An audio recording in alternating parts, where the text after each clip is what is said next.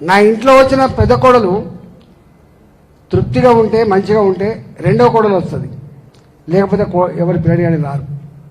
అంటే ఫస్ట్ వచ్చిన కోడలు కనుక కష్టాలు ఎదుర్కొన్నదని కనుక బయట తెలిస్తే రెండో కోడలు రాదు, గుర్తుపెట్టుకోండి. ఇక్కడ పార్టీలోకి వచ్చిన నాయకులు కనుక తృప్తిగా ఉండకపోతే, మీతో తృప్తిగా ఉండకపోతే మళ్ళీ కొత్తలు రారు.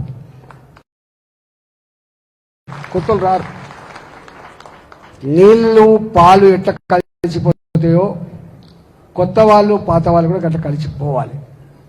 లేకపోతే నేను నా అనుభవం చెప్తున్నా, నేను 20 ఏళ్ళు, నన్ను చాలామంది ఇక్కడ దగ్గర చూసిన వాళ్ళు ఉంటారు. నేను ఏ సాంప్రదాయాలకి విరుద్ధమైన మనిషినో, ఏ పద్ధతులకు విరుద్ధమైన మనిషినో ఇవాళ చాలామంది అప్పుడు ప్రచారం చేస్తారు, ఈ పద్ధతులన్నీ రాయందరూ చేస్తున్నారు. నాకు ఎక్కడ లేదు. నాకు గ్రూపులు కట్టండి ఎందుకు తెలియదు, నాకు గ్రూపులు అంటే తెలియదు, పంచాయతీలు అంటే తెలియదు, ఒకరితో కొట్లాడ పెట్టుకుని తెలియదు, ఒకరు కాంపిటీటర్ అని కూడా అనుకుని నేను ఎప్పుడు అనుకోకపోతాను. గిరి నాకు కాంపిటీటరు, లేకపోతే గిరి ఈ నాది గిరి నా గ్రూపు. నీకు ఎప్పుడైనా చూడండి, మా కరీంనగర్లో నేను మంత్రిగా ఉన్నాడు, గ్రౌండ్లో జూన్ 2వ తారీఖు సభ జరిగితే నన్ను ఎత్తుకొని ఎగిరి మా ఎమ్మెల్యేలు మొత్తం 13 మంది. మీకు ఎప్పుడైనా ఫోటోలు పంపిస్తా. అంటే కరీంనగర్ జిల్లాలో మీకు పక్కకే ఉంటుంది కాబట్టి తెలుసుకోండి, ఒక్కనాడు కూడా ఒక ఎమ్మెల్యేతో పంచాయతీ లేదు, ఒక్కనాడు కూడా ఒక నాయకుడితో పంచాయతీ లేదు. గట్ల పెరిగినాం, 20 ఏళ్ళు మీ గట్ల పెరిగినాం.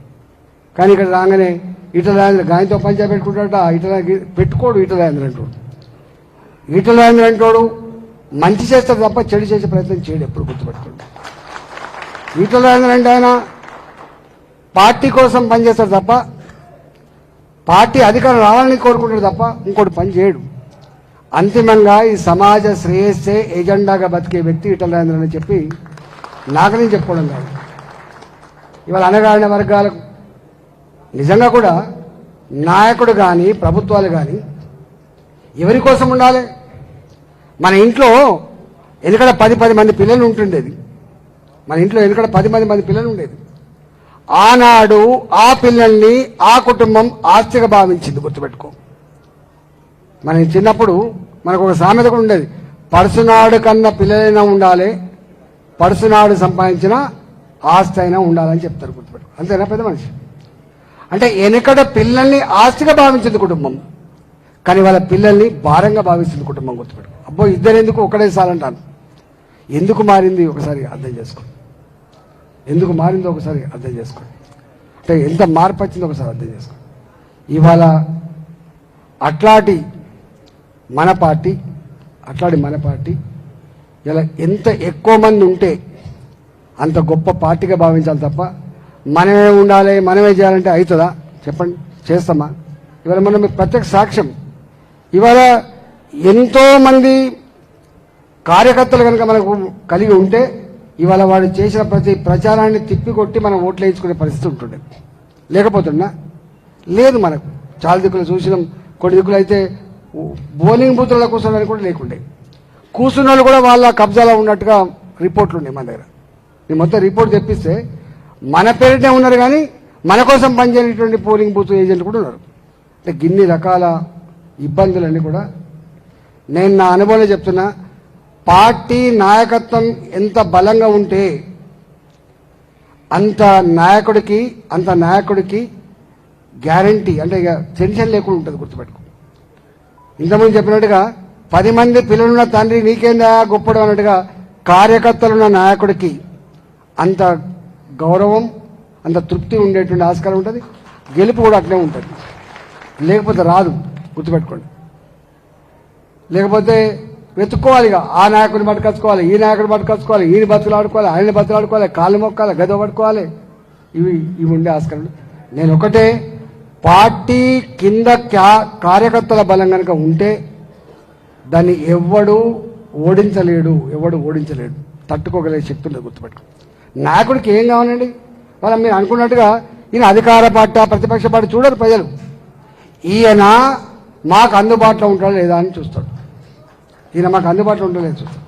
నేను ఒక చిన్న ఈ సందర్భంగా ఒక ఎగ్జాంపుల్ ఇచ్చిపోతాను. ఇక్కడ టీడీపీ నాయకులు చాలామంది ఉండొచ్చు. ఎల్లారెడ్డి అని మక్తల్లో ఎమ్మెల్యే ఉండే, ఒక ఎమ్మెల్యే ఉండే. ఆ ఎల్లారెడ్డి గారు నాకు అదృష్టం కొద్దీ నేను గెలిచినప్పుడు కూడా ఆయన గెలిచి వచ్చింది. నడవత్తలేదు ఆయనకు, పెద్ద మనిషి అయిపోయింది, పండు ముసలని అయిపోయింది ఎల్లారెడ్డి. అయితే నేను అడిగిన ఎల్లారెడ్డి గారిని, ఎందుకు పెద్ద మనిషికి ఇంత వయసులో కూడా మళ్ళీ ఎమ్మెల్యేగా వచ్చినావు నువ్వు అంటే, ఆయన అన్న మాట ఏంటంటే, నాకు ఇష్టం లేదు బిడ్డ, కానీ నాకు బలవంతంగా తీసుకుపోయి నిలబెట్టించి గెలిపించి పంపిస్తారు బిడ్డ అన్నాడు. ఏంది ఎల్లారెడ్డి గొప్పతనం అని చెప్పి నేను అడిగిన. అంటే నువ్వు రా బిడ్డ అన్నాడు. నేను నిజంగానే పోయినా అక్కడికి పోయినా చూస్తే ఆయన నులక మంచంలో పడుకుంటాడు ఇప్పటికి. అంటే ఆయన ఇప్పుడు లేడు, ఆయన ఎమ్మెల్యేగా ఉండి కూడా నులక మంచంలో పడుకుంటాడు. ఏం డెవలప్మెంట్ లేదు అక్కడ, రోడ్లు లేవు, మోరీలు లేవు, ఇల్లు లేవు, బీదరికం అంతుంది. నేను ఆ ప్రజలు అడిగినా, ఏందా మీకు మరి ఈ ఎల్లారెడ్డిని ఎందుకు గెలిపించుకుంటారు మీరు, ఏం లేదు కదా డెవలప్మెంట్ లేదు అంటే వాళ్ళు అన్నమాట, ఇగో సారు మాకు మాత్రం ₹1 హాని చేయడు అన్నాడు ఆయన. అభివృద్ధి చేయకపోతే కానీ మాకు ఎక్కడ అన్యాయం చేయడం అని చెప్పాడు. ఎట్లా చూస్తారో ఒకసారి చూడండి. నాయకుడు అనేవాడు సతాయించకపోతే చాలనుకుంటారు జనం, గుర్తుపెట్టుకోండి. పని చేయకపోతే చేయకపోతే సతాయించకుంటే చాలు. కొంతమంది నాయకులు వస్తారు, ఇక రాగానే అంతకుముందు దండం పెట్టినోడు, అంతకుముందు మనకు దగ్గరున్నోడు, నువ్వే దేవుళ్ళు అన్నోడు ఇక ఎమ్మెల్యే కాగానే భాష మారిపోతుంది, ఆయన వేషభూషణ మారిపోతుంది, ఆయన పద్ధతి మారిపోతుంది. కానీ నేను అంటున్నా, ఈ మాట ఎందుకు చెప్తున్నా అంటే, అధికారం ఉందా లేదా, అభివృద్ధి జరుగుతా లేదా కాదు, ప్రజలకు అందుబాటులో ఉండి కాలుకు ములిగితే పన్నుతో పీకేటువంటి గుణమున్న బిడ్డ అని కనుక భావిస్తే మీకు ఓట్లు ఇస్తారు. కొంతమంది మనం చూస్తాం, భారతీయ జనతా పార్టీ ఎక్కడ గెలవకపోయినా ఒక 50 మంది సర్పంచ్ గెలుస్తున్నాం అంటే చూసినావా. కారణం ఏంటి అంటే, ఆ ఊర్లో ఆయన ప్రజల హృదయాలు గెలుచుకున్న మనిషి. ఆయన ఎక్కడ ఈ లిక్కర్ పనిచేయదు, ఈ డబ్బులు పనిచేయవు, ఈ దర్పం పనిచేయదు, ఈ డాబు పనిచేయదు, పనిచేసేది సిన్సియారిటీ పనిచేస్తుంది. గుర్తుపెట్టుకో, సిన్సియారిటీ పనిచేస్తుంది. కాబట్టి నేను అంటున్నా, లీడర్గా ఎదగాలనుకున్నాడు మొట్టమొదటి ఉండాల్సిన లక్ష్యం ఏంటంటే క్షమించే గుణం ఉండాలి. ఫస్ట్ క్షమించే గుణం ఉండాలి. 2 కలుపుకపోయేటువంటి గుణం ఉండాలి. ప్రజలను ప్రేమించే గుణం ఉండాలి. కొంత అంటారు, నీతో ఏమైతే నాకు, నేను పైసలు పెట్టి గెలుతాను. గెలవడు. పైసలు పెడితే గెలిచేటోడు ఉన్నాడు, గుర్తుపెట్టుకో. అదనంగా ఏమన్నా నీకు ఇష్టం ఉంటే ఇచ్చుకోవచ్చు, కానీ పైసలు ఉంటే గెలవడు. మనం చూడలేదా ఇప్పుడు మొన్న కొన్ని సీట్లలో అయితే, నేను మొన్న పరకాల నియోజకవర్గం ఒకటి ఉన్నది, ఆయన దగ్గర ఏం లేదు, మంచిగా వెళ్ళిపోయింది, నాకు చేత కాదని, కానీ పట్టుబడి గెలిపించిండు. వర్ధనపేట ఉన్నది, ఏం లేదన్నాడు, పట్టుబడి గెలిపించారు. అక్కడ పెద్ద ఎత్తున కలిసి పెడితే కూడా పనిచేయాలి. అందుకని అంతిమంగా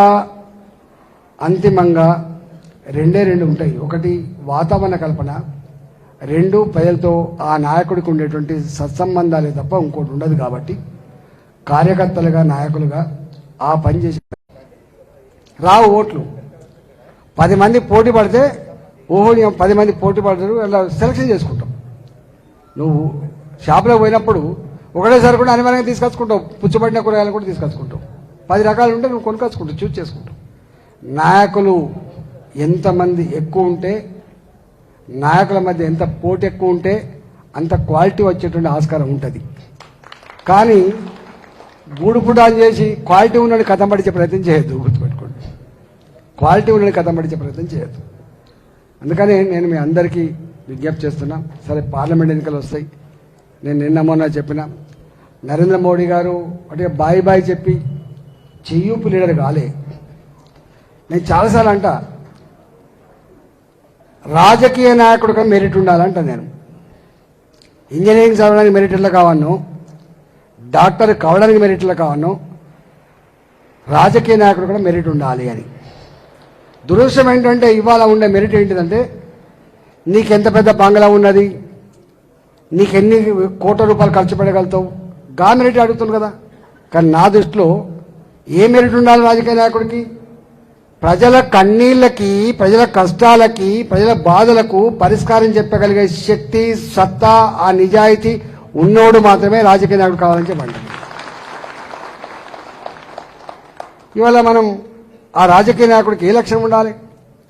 నేను ఇంతకుముందు చెప్పి మర్చిపోయినా, 10 మంది పిల్లలున్నా కూడా తల్లి తండ్రి ఎవరి పక్షాన ఉండేది? ఇప్పుడు అడుగుండే, ఇప్పుడు చెప్తారు. ఏ కొడుకు బలహీనంగా ఉంటాడో, ఏ కూతురు బలహీనంగా ఉంటాడో ఆ కూతురుకు ఆ కొడుకే అండగా ఉంటాడు అమ్మ నాన్న, గుర్తుపెట్టుకోండి. మీరు ఎక్కడైనా చూడండి, మీరు ఏ కొడుకైనా కొంచెం కలిగినోడు ఉంటే, ఏ కూతురైనా కలిగినోడు ఉంటే, వాళ్ళు ఏమైనా పైసలు ఇచ్చినా ఏమైనా మంచి బట్టలు పెట్టినా అవి తీసుకపోయి ఆ పేద బిడ్డకి ఇస్తారు తప్ప వాళ్ళు కట్టుకునే ప్రయత్నం కూడా చేయరు, గుర్తుపెట్టుకోండి. ఆ సోషల్ యాంగిల్ పొలిటికల్ లీడర్ కూడా ఉండాలి, గుర్తుపెట్టుకో. పొలిటికల్ లీడర్ అంటే సదాయించేవాడు కాదు, కాంప్లికేటెడ్ కాదు, భూ కబ్జాదారుడు కాదు, పోలీస్ స్టేషన్లకు ఫోన్ చేసి దబాయించేవాడు కాదు. పొలిటికల్ లీడర్ ఈ రాష్ట్రంలో, ఈ దేశంలో ఆ ప్రజల ఆకలికి పరిష్కారం చూపగలిగేటువంటి సత్తా ఉన్నోడే పొలిటికల్ లీడర్, గుర్తుపెట్టుకోండి. అంబేద్కర్ రాజ్యాంగ పీఠికలో చెప్తాడు, ఇంత గొప్ప మాట చెప్తాడు, డెవలప్మెంట్ విత్ ఈక్వల్ డిస్ట్రిబ్యూషన్ అని చెప్పిన మహనీయుడు అంబేద్కర్, గుర్తుపెట్టుకోండి. అంబేద్కర్ ఏదో దళితులకు నాయకుడు లేకపోతే ఇతర నాయకుడు కాదు. ఇన్ని దేశాలలో మీరు ఎక్కడ చూడండి, ప్రపంచంలో ఎక్కడ లేని కులాలు వైవిధ్యాలు ఉన్న దేశం భారతదేశం, గుర్తుపెట్టుకోండి. మతాలు, కులాలు, వైవిధ్యాలు, భాషలు, సంస్కృతులు కాశ్మీర్లో ఏముంటుందో ఇక్కడ తెలియదు. అట్లాంటి దేశంలో 140 కోట్ల ప్రజానీకం ఉండే దేశంలో ఈనాటికి కూడా ఇవాళ కలిసి ఉంటున్నటువంటి కల్చర్ రాజ్యాంగం ద్వారా వచ్చిన విషయం మనం మర్చిపోవద్దు. గంత గొప్ప రాజ్యాంగం అందించింది ఆయన.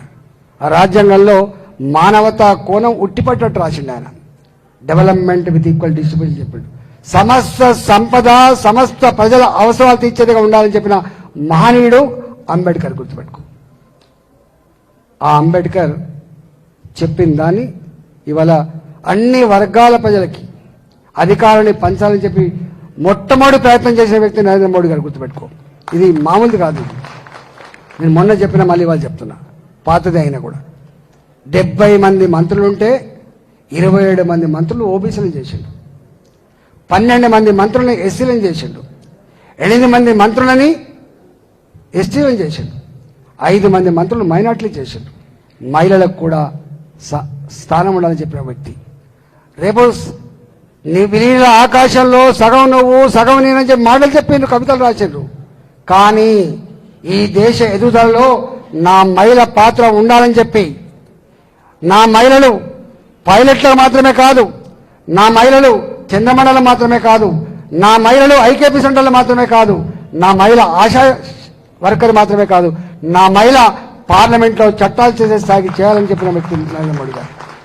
నా మహిళ అసెంబ్లీలో చట్ట సభలలో చట్టాలు చేయాలని చెప్పి కోరిన వ్యక్తి నరేంద్ర మోడీ గారు. ఎందుకు చేయలేకపోయింది కాంగ్రెస్ పార్టీ? ఎందుకు చేయలేకపోయింది కాంగ్రెస్ పార్టీ? పేరు చెప్తుంది అనగానే వర్గాల పార్టీ అది, కానీ ఆ బాధ్యత నిర్వహించిన వ్యక్తి నరేంద్ర మోడీ గారు. ఆయన ఒక మాట అంటాడు, నా తల్లి 10 ఇళ్లల్లో పనిచేసి ఆ అంట్లు తోమిన పైసలతో పెరిగిన బిడ్డని అంటాడు నరేంద్ర మోడీ.